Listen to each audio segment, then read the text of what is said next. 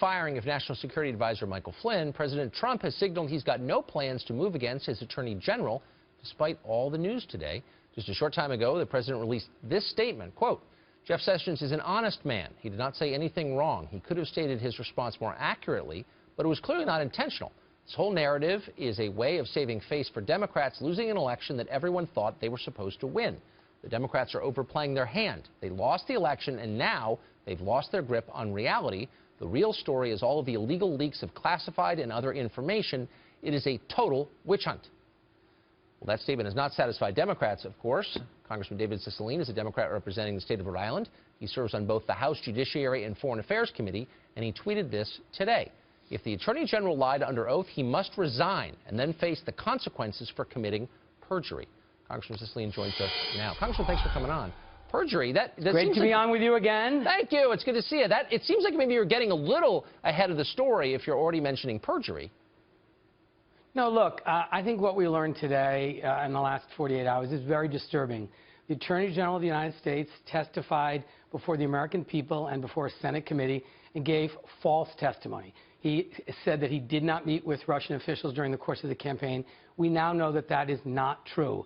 He had 2 months from the time he gave that testimony to correct the record. He did not. I think it's very, very concerning. This is the top law enforcement official of the United States. Right. We hold him to a very different standard than an ordinary citizen. He's responsible for prosecuting people for crimes all across America.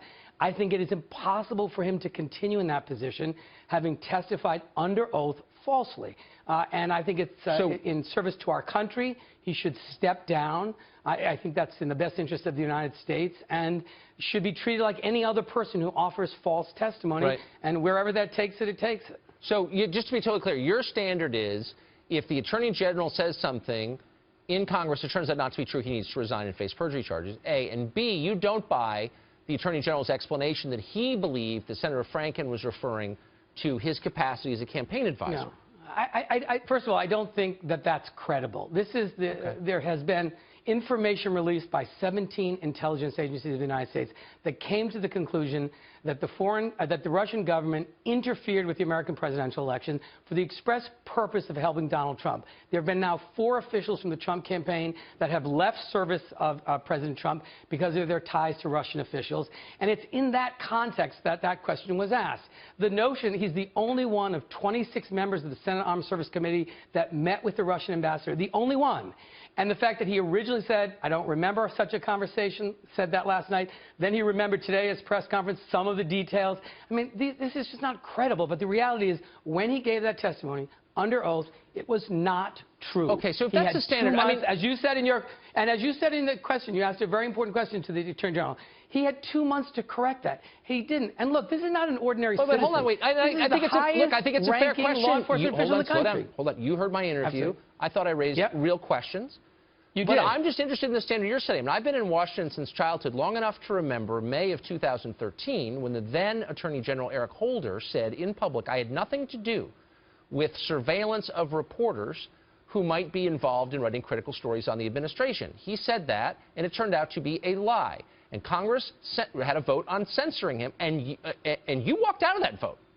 And I just wonder, I mean, that is a very clear double standard. There's no question that he lied. He admitted he lied, and you were not willing to stand up and be counted. That is absolutely not the case. You have the Attorney General of the United States, in this case, it is true. Testifying to the American people and testifying to his colleagues in the Senate that he did not meet with Russian officials when he did. And the reality is that, it seems to me, disqualifies him from maintaining a position as Attorney General of the United States. Look, this is, again, in the context, by the way, just let me finish. Okay, you're not going to answer my question, I have a very serious question about the integrity of our American presidential elections.